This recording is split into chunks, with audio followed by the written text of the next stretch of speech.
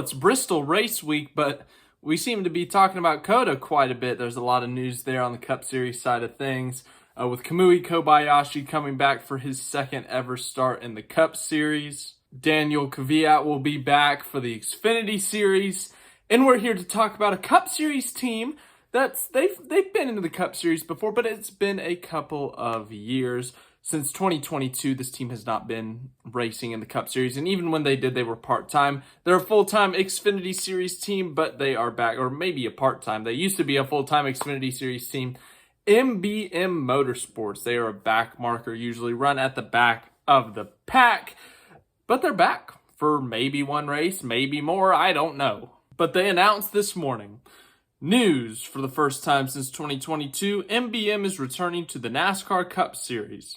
Timmy Hill is set to drive our number 66 Ford at COTA and the Echo Park Automotive Grand Prix. And then they also say something about sponsorship. They say time is running out. To get your company logo on the car, reach out to us today at info. Then there's the email. You can read it yourself. So if you want to sponsor the car, then there you go. There's your opportunity to sponsor a car. But yes, Timmy Hill's going to be driving. There was another driver, Matt Jaskol. I'm not sure if I'm pronouncing that right. He's had a wide variety of racing in his career. It's only been the past few years that he's really done NASCAR. He's done some trucks, some Xfinity, but he's never done Cup. And it looked like he had an opportunity to race with MBM, but they did not have the funding. Last week, he tweeted out, "Hey, everyone. I have an opportunity to make my NASCAR Cup debut with MBM Motorsports at COTA in Austin next week, but we need to raise money.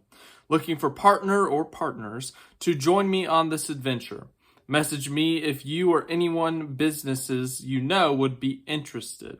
And then 3 hours ago, he said, "You are all amazing. We didn't get funding in time, but we will try for a race with MBM Motorsports later in the season, but soon." So it seems like MBM will indeed try to come back for multiple races this year, whenever it may be, whether it's another road race like, Sonoma in June, Chicago in July, or even Watkins Glen or the Roval in the playoffs, whenever it may be.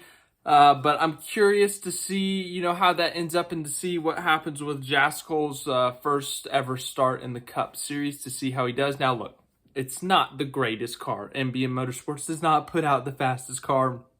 But I love seeing open teams come to the track every week, whether it's the NY Racing car, which once again, it's a slow car, whether it's the Project 91, the number 6750, whatever number it is, for 2311, whoever it is driving those cars. I love seeing more entries in the field. Makes it a little bit more exciting, makes it a little bit more interesting in a sense, especially if we can get to that magic number of 41, which means someone does not qualify. Makes qualifying a little bit more important, makes it a little bit spicy, I guess. So, yeah, it looks like we're going to have a 38th entry at COTA. I can't remember if Jimmy Johnson's racing there or not. If he is, then that's 39.